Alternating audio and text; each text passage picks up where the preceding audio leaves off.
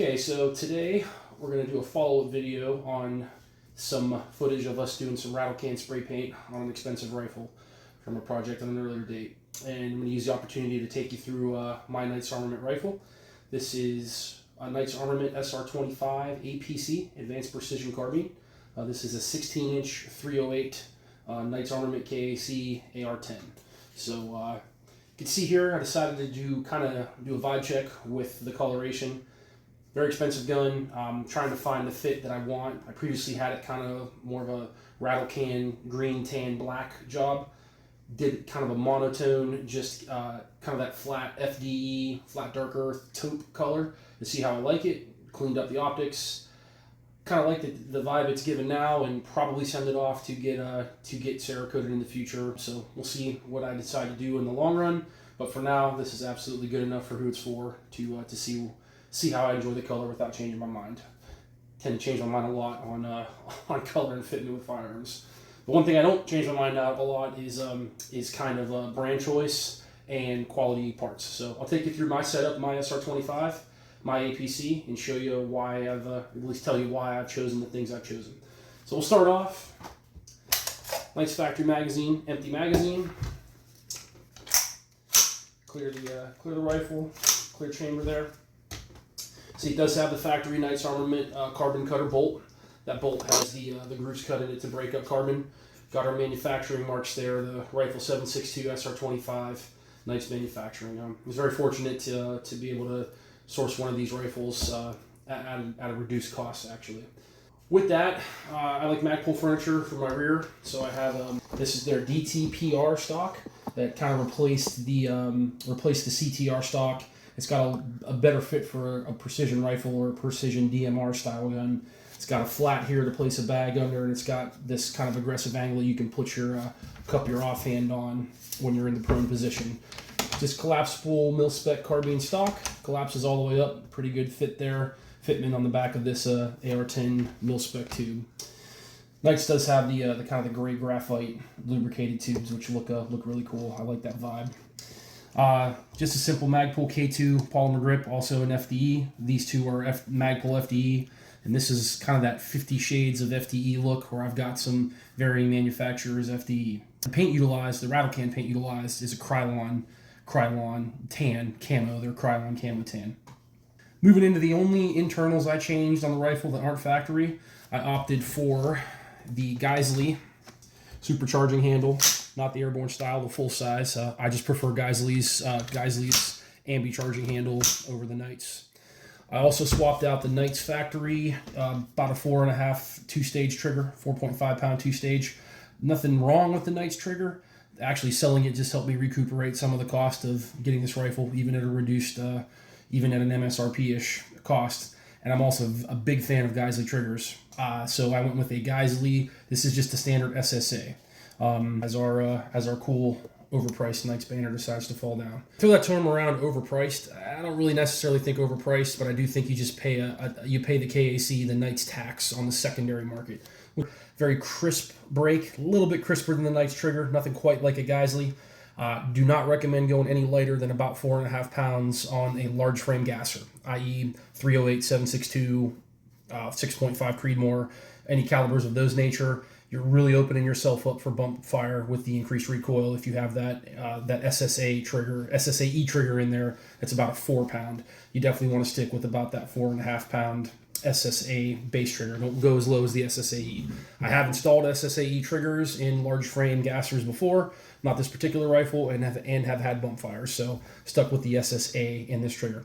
I actually took my oldest SSA trigger that I had that's really nice and worn. Great trigger feel. It still holds at 4.5 pounds on the gauge, and I went ahead and threw that in. So again, the only internals I changed out were the trigger and the charging handle. Everything else on this gun is factory Knights Armament for the internals. Moving to the accoutrements and externals. Big fan of Night Force optics. This is the Night Force ATACR 4 to 16 by 42 millimeter objective, first focal plane with the Mil XT reticle. So I've got some drop compensation, 0.1 mils or 0.1 MRAD adjustments on this scope. It's got a capped side turret, it's got a capped windage, open elevation with the 0 hold feature, which is that push button dial. It's got the Digilume, so it's got green or red illumination, and it's got your side focus parallax adjustment. Again, just a bomb-proof, top-of-the-line scope from Night Force. This is a 16-inch rifle chambered in .308, so approximately an 800-meter effective range rifle if all conditions are good. And 4 to 16 is a perfect magnification range, in my opinion, for for about that max range. You don't need much more than 16x. Solid glass. It's a bomb-proof optic. Good adjustments. Just the factory Tenebrex scope cover on the rear, which spins with the entire rear bezel there. The entire rear eye box rotates when you change the magnification on the ATACR line of scopes. I have it in a Geisley super precision mount, the 34 millimeter variety, as this is a 34 millimeter diameter scope. I have a 0 MOA can on this, again with a 16-inch .308, and all the elevation adjustment built into this optic. Don't feel the need to have any MOA cant built on it. Also, when you piggyback a thermal optic in front, a clip-on in front of this optic, having that cant can affect your correlation with that thermal or a night vision clip-on. So I just keep it flat with that 0 MOA. Plenty of adjustment in here to address that. I took the front factory Tenebrex cover off the optic, and I have a 100 Concepts rugged scope cap with the anti-reflective device underneath. And above that, on the Geisley Super Precision mount, I have a Reptilia T2 aim point mount at the 90 degree there, Reptilia ROF mount. And I have an aim point T2 there with the obligatory Knights battery cap. Can't have all this Knight stuff without having their battery caps. Battery cap is awesome. It gives you 2 batteries inside of there instead of 1 to extend that battery life. On the front of the T2, piggybacked at 90, I have have a 100 Concepts anti-reflective device as well. Pretty easily removable for if you were going to do some primary up close shooting. But if you need to be out in the field at all, you can have that on. I decided to throw a little rattle can on these 100 Concept products. These were both originally in black. I threw a little rattle can on those to kind of, again, a little bit of motif, but the tan does break up the all black rifle that can stick out. So that tan looking, if you were looking towards the rifle, that tan kind of breaks that line up. So I went with that. And again, this entire front of the 100 Concepts can also flip to side, and that'll leave you with just your clean front for piggybacking optics. But again, at the 4 to 16 range, you never see the honeycomb anti-reflective device as you're looking through the magnification. And the only other thing I have installed on this rifle is a worn 34 millimeter bubble level, scope level. So I have that installed and leveled true with the scope. So if I am shooting this rifle at distance, I can make sure that I'm level. I can make sure I'm level with my reticle, my Mil XT reticle there, to make sure my mil holds are correct. Moving down the rifle, I went the other direction that Grand Thumb does. Darn. The APC has a URX4 handguard. You can tell it's their Knights' kind of first venture into M-LOK, and it has the visible QDs. It does not utilize the notched index at the top of the rail like the URX6 does. And it's a pretty interesting handguard. It kind of serves as the barrel nut. It ratchets itself onto that timed barrel nut with a shim kit. So very strong and robust handguard, but does require a specific tool to be removed. But that we will be making soon enough. That we will be needlessly making, because as I shill for Knights, of course I have one. But maybe we'll make an improved one. Right. There we go. At any rate, this is timed very well. Haven't any problems with this, and as much as I trust my esteemed colleague, I don't believe we're going to be taking my handguard off for no reason. But when it gets sent out to be cerakoted, if that's the case, we'll see if those shims hold up when it's retimed. That's my one big fear of having this setup changed. Is it really does group really well for me when I'm doing my part with 168s. I have been able, my lame self have been able to drop in less than 1 inch groups less than 1 inch 5 round groups at 100 yards. I don't have any paper target images to post up to prove that, so you can take that for what it's worth. But I did, I was able to get this gun sub 1 MOA, which is to be expected for these rifles. But it normally does carry about 1 MOA, maybe a bit over. But when everything is conditions are favorable, you can make the gun sub, which makes me very happy for what it is. Certainly more of a DMR role than a precision sniper rifle, or DMR setup, I should say, but a very capable rifle at distance as well. Again, the APC profile barrel, it has a gas system very similar to the Mod 2 in the SR15 5.56 rifle line, but again, all Knights internals, nothing changed underneath. Moving forward on the URX4 handguard, these are Slate Black Industries rail covers for M-Lock in their FDE. Kind of brings in that 50 Shades look again. Big fan of Henry over at 9 Hole Reviews and Slate Black Industries. Happy to support them. About half the cost of the rail scales polymer, and I've felt both, and I love these. I haven't really heated these up on this rifle yet since I've painted it. I did just this last week heat up a set that I have a identical setup with the BCM grip and the Slate Black M-Lock rail covers. I heated it up pretty good, running several mags in a row through my SR15 Mod 2.1 CQB 11.5 5.56 gun. So heated that up pretty good, and felt no heat reverberating through those. Very good feel even without gloved hands. So again, kind of just a look, a motif on the 308, but she can still get hot. And I do like the feel of the polymer on my hands, kind of having my grips and the slate, everything kind of feeling the same, just a little added texture than just grabbing bare aluminum. Just a BCM Mod 3 angled vertical foregrip, just a very slight cant, which I like. With my big hands, I get a little, we'll do wrong-handed forward here, but the type of grip I like to use is just a modified C, even on my 308 guns. I come in there and hence the Surefire pad on top. As I'm going to demonstrate here, you'll see if I depress this pad, we see nothing illuminating. That's the 100 Concepts light cap doing its job. So to prevent white light ADs, but we'll get into that in a moment. But that's the grip I utilize, and these rail scales, the kit seemed to do real well. We did do a little modification on the bottom rail scale. This was a 2.5 rail section. This was a 2. It took up 2 M-Lock slots. I needed a 1.5. So we took about a half M-Lock slot off, and it mates up nearly perfectly to the front of that BCM. Took a little, like a haircut, took a little bit too much off, can't put on, but I'm noticing no pinch or no negative feeling there. It feels great on the hands, but in this, these seem to hold up. They fit very well, even with a little bit taken off of the 2 section. And at the great value and cost these come in, had no qualms about taking a little bit of material off of this high temp polymer. But that's kind of my forward grip section. Again, moving forward, we'll stay on the bottom. I have an Atlas bipod here. I like the extenders. I'm a taller guy, and those help. But I just simply an Atlas bipod. It's on one of the ADM. It's one of the ADM QD mounts. We'll go ahead and remove it to show, but I'm not 100%. I don't even recall what model this is, but a big fan of Atlas bipods. I've had this. This is their standard model. It's been very tough for me on multiple large frame gasser guns and bolt guns. I have just one of them, and I kind of share it across platforms if needed. But a great bipod, and I'm a big fan of the ADM, American Defense Manufacturing QD mounts for Picatinny for bipods. Absolutely no complaints there. Keep it lubed, keep it taken care of, and they have the different feed options. I just have the factory rubbers on here. So moving on, how I attach that is just on the factory Knights Armament M-Lock Picatinny section that hooks in there. I am debating putting a small Picatinny section back here.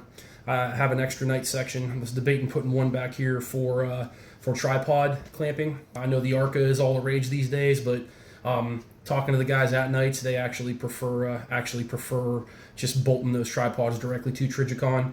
Only issue is even though I have a lot of handguard space here, given where I like running a vertical grip, I know there's a lot of people on big large frame gassers or precision guns or DMRs, they don't like a vertical grip. I just enjoy that feeling. I like to keep it consistent across all of my ARs, all of my fighting carbines or rifles. I have some form of vertical grip. My arms are actually so long that doing a C-clamp, like an full extended arm C-clamp, even on this long rifle, I'm out towards the muzzle, and I like to be able to bring the weight in and get those elbows in. So I do prefer some form of index. And I also prefer it as some form of barrier stop. Being able to wedge this rifle in or utilizing this in a modified firing position, I think I'm more likely to need that than bolting this gun into a tripod. On my night goggles tripod, I have a Kelflager, if I'm pronouncing that right, Reaper rest. So the Reaper rest does clamp here, but if I was to get some type of Arca clamp or pick rail clamp, I would just add a section of Picatinny here and lock the bipod in just behind the grip in that setup. But I have plenty of real estate up here for any bipod issues, and depending on the tripod situation, you can always lock in at the front. So I have multiple options there. In worst case, if I knew I was going to be doing a day of tripod shooting, this just takes two 1/8 Allen screws, and I could always pull that out, slap the additional pick rail section there, and I'd be right back to where I need to be. Not something I need to do on the fly. Another thing I like about the high temp polymer things there are to when you do that modified grip, not having that bare aluminum digging into you even with gloves, but having that polymer there to aid you when using your hand is that modified barrier stop. So, but moving on towards the muzzle end of the rifle, I don't have any laser aiming modules attached to this setup. I simply have a Modlite Arasaka Surefire Frankenbuild. I like high-end lights, but I'm not into the pure Surefire turbos and not into the pure mod lights. I think Arasaka's light building tool on their website is the best thing going. It allows you to get, in my opinion, all the best performance and all the best capabilities in making these, the Scout profile light or the Scout system light very modular. So the light head I have on this is the Modlite dual fuel OKW, which gives the tightest and the highest candela, tightest hotspot with a high candela head outside of the Surefire turbos. Again, at a good value, and it does use the dual fuel. I have that head mounted on an Arasaka 18650 body. I think the Arasaka bodies are a little sharper and a little less expensive than the Modlite bodies, and they orient obviously wonderfully with the Arasaka mount. And this is a M-Lock offset Scout Light mount where that 18650 body is installed. I do have a rechargeable 18650 Modlite battery in this light at this time, and I simply have the Surefire UE tail cap. Nothing against Unity and their USB-C tail caps now. Eventually, probably will upgrade to the USB-Cs at some point. I just have so many UE style or the Surefire Legacy style click in, and I don't really see any concern with this rifle given the length of the handguard and no cable management issues. I don't mind having that direct input into the rear of the light. And again, a Surefire SR 07 momentary or constant on switch on top. And what I love about this switch is I mentioned I do have a clip-on thermal that I'll use in conjunction with this rifle. When I do need to install that clip-on thermal, obviously that mount's going to go somewhere right in this neighborhood. It is the truest QD of QD anything. You can simply move this wherever it needs to go, clip it on, and it can even go right up on top of the backup iron sight and not be a problem. You have plenty of room for your clip-on optics. And then when you need to, you move it right back to whatever that comfortable position is for your best engagement for your thumb with a modified C-clamp grip. Again, 100 concepts. Just this isn't even the rugged. This is just the light cap. Fits well on the mod light, stays on there. I just use the FDE cord there to show a little bit of contrast, but kept the light head black to match the black light, black optics, kind of the two-tone motif I have. The backup iron sights are simply Knights Armament, the factory micro backup irons. They work great. I zeroed them. Hopefully never need to use them, but I left them on this rifle because they're not taking up real estate that I don't need. They are great, and on a 308 potential battle rifle, they're great. Again, this barrel is the APC's barrel is more of it uses Knights sniper steel. It's I believe it's a 5R rifle button cut rifle barrel, so it's not exactly something you want to burn out doing battle rifle things, but it can be pressed into service in that role. But it's a little bit more of a precision gun, and I'm a big fan of the shorter 308s. I think practically for what you're going to be doing with a large frame gasser, the 16 inches is more than sufficient for what you're going to do. Even the 14.5 inch 6.5 Creedmoor coming down the line is along this rifle's heritage, that CSAS, compact semi-auto sniper system lineage. So I mean, let's be honest, 14 inches is more than enough. I mean, some would say like 2 inches or more is plenty. Depends on who you're married to, man. You seen the Dragon XL? Anyways, with that, the M110, the old 20 incher, man, the old 20 inch classic. But with that being said, moving on to the end of the barrel, I chose to go. I like Huxworks suppressors. The former OSS. I'm a big fan of Huxworks flow through.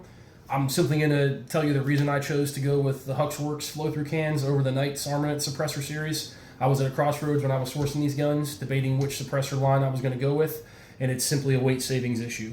This is the Huxworks 762 Ti Flow, and this is a titanium suppressor.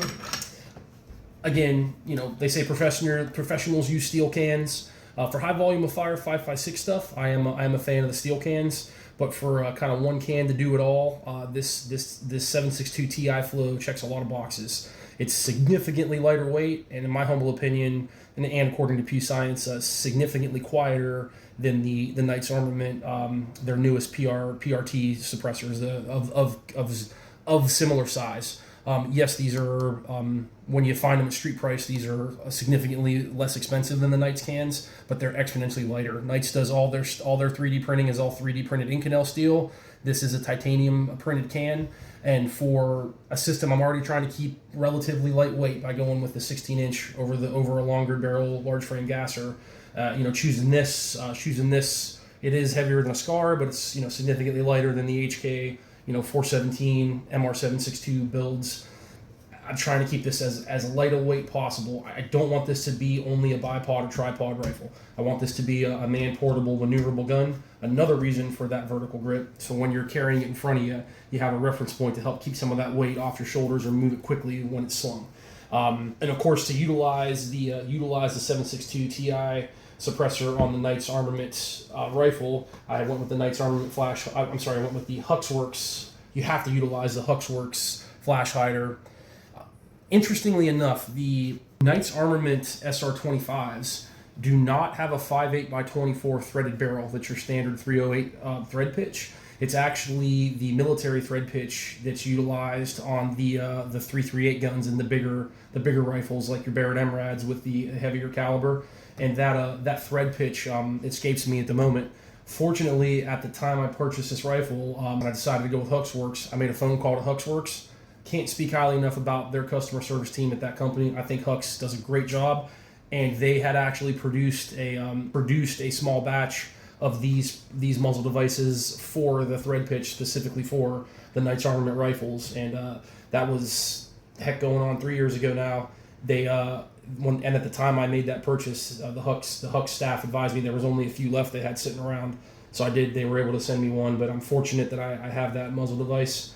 If in the future, if you did decide to go with this device on Knights, you'd have to get the thread adapter to take that bigger pitch down to the 5.8x24 and then attach a 5.8x24. And when you already have a somewhat long system and you went with the 16-inch over a 20-inch, you want to keep that overall length as low as possible. And again, you get a high volume can with the 762 Ti Flow. It is a true flow through can, and I do love the lockup system here, the QD system for the suppressor over a lot of the ratcheting systems, such as the Knights Armament cans, which I obviously am a Knights Armament fan. I have nothing bad to say about their suppressors. Just for weight savings and simplicity, this is a lighter can, a lighter suppressor in a lot of ways because of the way it mates up. And I think it's simple engineering, genius ingenuity, but it's a left-hand thread, so left-hand threads on. See, even I messed that up. But once you left-hand thread it on, you only have to hand tighten this rifle, this suppressor to this rifle, because it has these slots on the end of the suppressor, and every round that you fire, the gas is vent out the end of that suppressor using helical 3D printed the pathways inside the suppressor. And what that does is every round you fire, it auto tightens that suppressor onto the muzzle device. So as you're shooting, it's I'm not going to say anything's impossible, but very, very difficult for that suppressor to come off its thread, to come off those coarse tapered threads, threading on the tapered mount. And then when it's time to unlock them, you're spinning it towards the right, which is an excellent thing because you're going against the right hand tightening threads of your muzzle device, so you're not ever going to have to worry about stripping that muzzle device off because you're tightening it as you're breaking loose the suppressor. So I think just a very genius thing to use the left hand threads in the auto tightening system, and you save a ton of weight back here with just having a taper mount and coarse threads. and not having to have any ratchet or locking system. So that takes us from the all the way from the rear of the stock to the end of the suppressor. I think we've covered the rifle in depth. Huge fan of this gun. It is a big reason why I'm a fan of Knight's Armament. You know, the SR25 is a battle-proven system by much braver and capable men than myself. But for my role as a prepared civilian, this is more than enough to serve at that designated marksman or that kind of reach out and touch role. I believe it's battle-proof and in my favorite caliber, 308, 7.62 by 51 NATO. I can't say enough about the Knight's Armament SR25s, and when paired with good optics, especially modern electro optics like clip-on thermals and night vision, this is one of the most capable systems a prepared civilian can own. So that's my SR25 and one of my favorite rifles. Definitely my baby at this time.